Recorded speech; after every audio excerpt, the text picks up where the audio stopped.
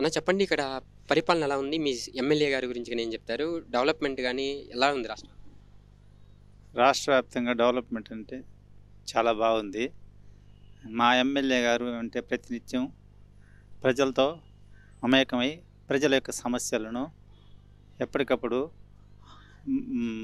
ఆఫీస్‌కి వచ్చినప్పుడు వెంటనే వాళ్ళ యొక్క సమస్యను అక్కడికక్కడే పరిష్కారం చేస్తున్నారు.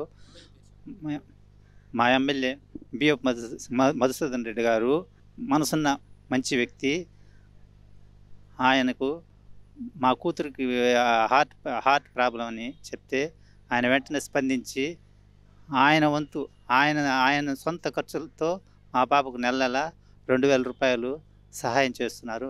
అలాగే వాళ్ళ కుమార్తె బిఎఫ్ పవిత్రారెడ్డి గారు మంచి మనసుతో మా పాపకు నెల నెల 2000 రూపాయలు అందిస్తున్నారు.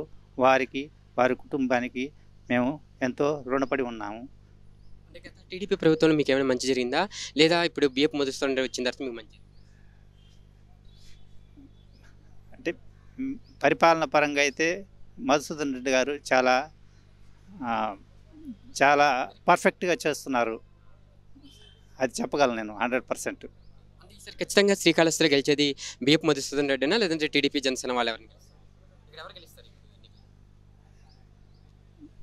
అంటే ఈయన చేసే మన మా మా కాళహస్తి ఎమ్మెల్యే గారు చేస్తున్నటువంటి ప్రజలకు చేస్తున్నటువంటి సేవే ఆయన విజయానికి మూల కారణం.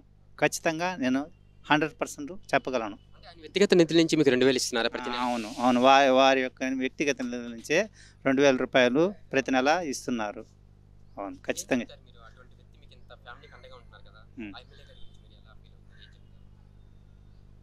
ఆయన మరలా ఇంకా 2-3 సార్లు ఎమ్మెల్యే కావాలని నేను ప్రగాఢంగా నమ్ముతున్నాను.